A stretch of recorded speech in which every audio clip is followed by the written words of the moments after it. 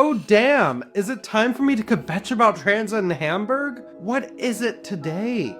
A new terrible S-Bahn numbering system? Has the central station pissed me off? Did I go into an empty car in the U-Bahn only to regrettably find out for a few seconds later why it was empty? That one's a true story. Anyways, this video isn't complaining much because it's about the S1.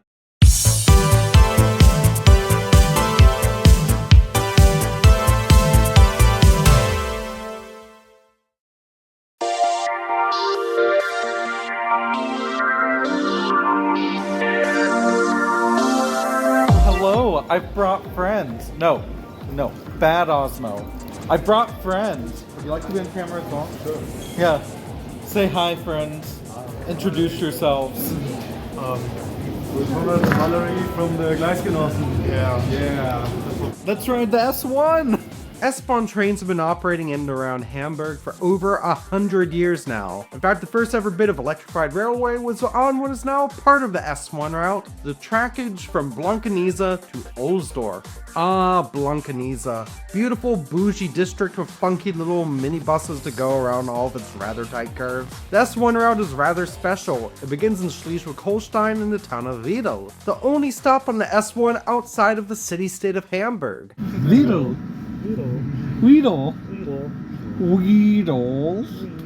So this is Wedel.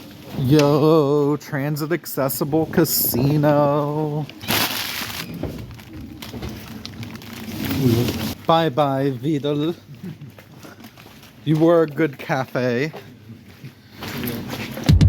And there it goes along a single track section, hitting stops such as Iserbrook, the only single track station on the entire S-Bahn network, before reaching Blankenese. Welcome to Blankenese, a part of town that we are definitely all too poor for. Yeah. My fellow local. Yeah. I'm the only other local in this group of 4 people. So, yeah. The others are tourists, so they are allowed here. Yeah, exactly. I would say the train station here is very nice for an area where everyone drives a BMW or even a Porsche. Yeah. Or the funky minibus. Ooh, semaphore signal. The sign says I can't T-pose here. You see, my favorite part of this is that the entrance from the street, wheelchair accessible. And then down to the platforms, it's just stairs.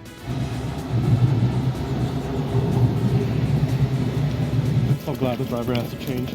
Yeah, tons of time. Yeah. Get a nice seat. Oh, actually, the driver's already there. Oh. Not all S1 trains actually go all the way to Wedel. Many of them short turn at Blankenese, due in part to the weird single tracking on the Wedel branch, and also due to Blankenese being a stub terminus, meaning that all trains that go in have to reverse out. Blankenese also shares a similarity with my favorite weird station on this part of the route, Ohlsdorf. Both actually still use old school mechanical semaphore signals, though I believe they're being replaced soon. Speaking of Ohlsdorf, what a cool, funky station. Ooh, Ohlsdorf. Oh, look at those yummy, crunchy Wedel brunch frequencies. Yum. Quiet, everyone. The signal's taking a nap. I think this might be the only S-Bahn station I've seen where instead of like having a crossover, they're like, you know what, fuck it, you're adults. You can just walk over the tracks. That's cool too. The station is weird. This feels kind of AKN. Yeah. Yeah, that's true. Yeah. Yeah, very cool. Already? Yeah. I haven't even seen it yet. Ooh, and also the little ones. Yeah. No, we have crossing gate at home.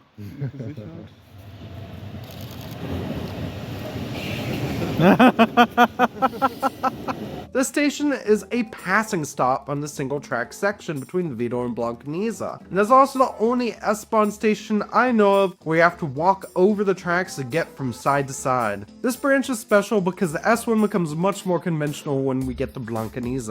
Let's look at the map. The S1 starts off at either Blankenese or Wedel, or after turning up Blankenese, and then head towards the train station at Altena, or as it will be renamed in a few years, Altena Mitte. From there, it dives underground with the S3 through the Hamburg City Tunnel, or the inner line to create a few minute frequency, before popping back up above ground at a Hamburg Hauptbahnhof, the central station. And goodness, Does everything go through that station? Welcome back to Hauptbahnhof. Now we're going out the other way on the S1 towards Ohlsdorf, where things then split. The S1 then goes through stations such as Berliner Tor and Hasselbrook before reaching Ohlsdorf. Ohlsdorf was originally the terminus on this line, and it's the last stop for most 6-car trains operating here. Most, not all. Usually what happens if you're on S1 up to this point is that you'll notice that the front 3 cars are labeled to the airport and the back 3 are Poppenbüttel. That's because at Ohlsdorf the train physically splits, but not always. There actually used to be a repeater service called the S11, which ran this route during peak frequencies, but only between Blankenese and Poppenbüttel. And then when they did the numbering change a few years back,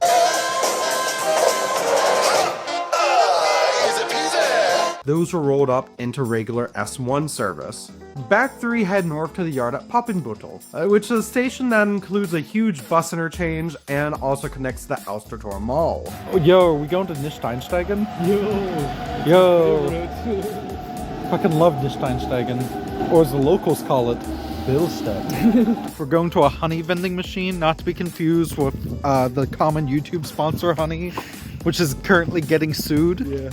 I think the jet lag guys are suing it. Oh, you know what? Y'all want to do an elevator smell test?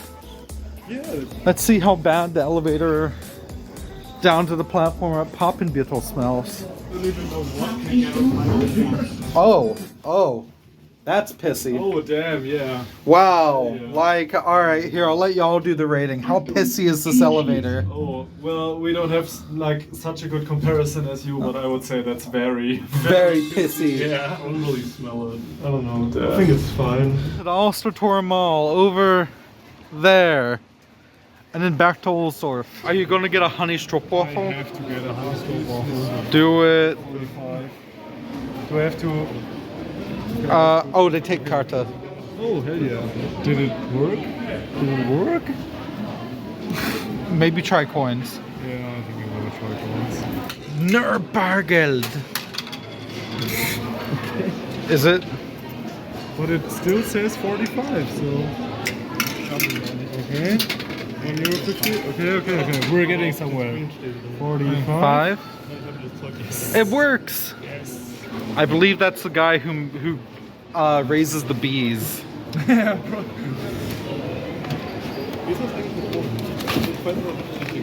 Honey stroopwafel. Stroopwafels. Here, let's do a live Want a taste live test. review? Yeah, give me a live review of the honey stroopwafel. I really like the packaging because it's like so, it looks so natural. Ooh, that's a sticky waffle. Yeah. I like the imperfections because like when you buy it in the Netherlands it's always so perfect, but this one you can It seems totally that made it's, by hand. Okay. It's pretty hard, but it's very delicious. Like the dough is really good, and it's also just the right amount of honey in there. I would say it's like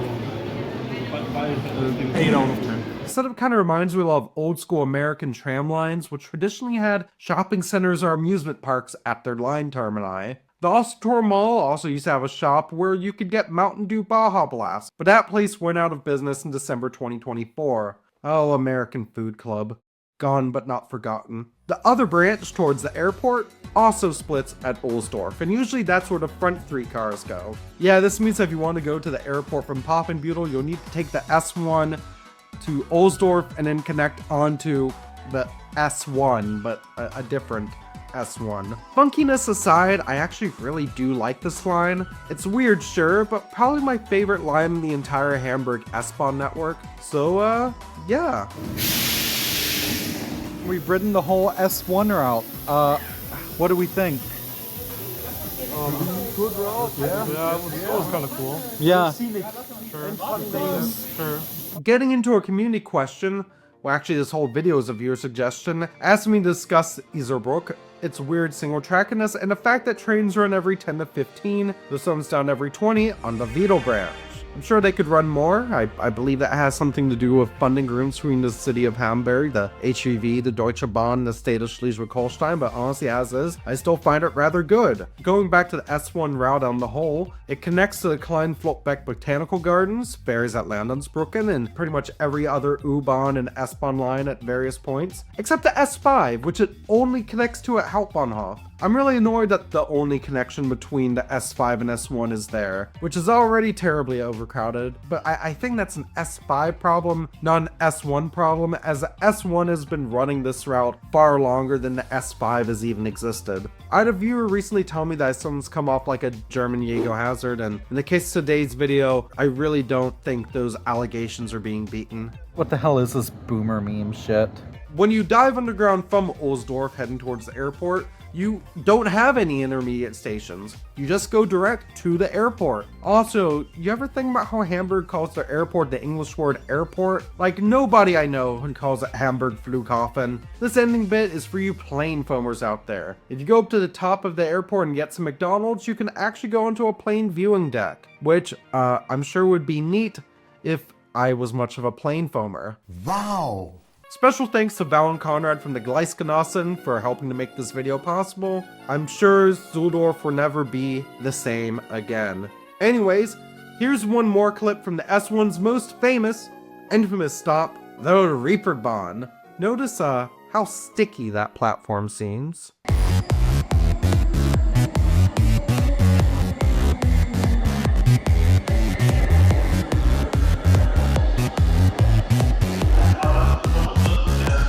Hi, Tai Tai.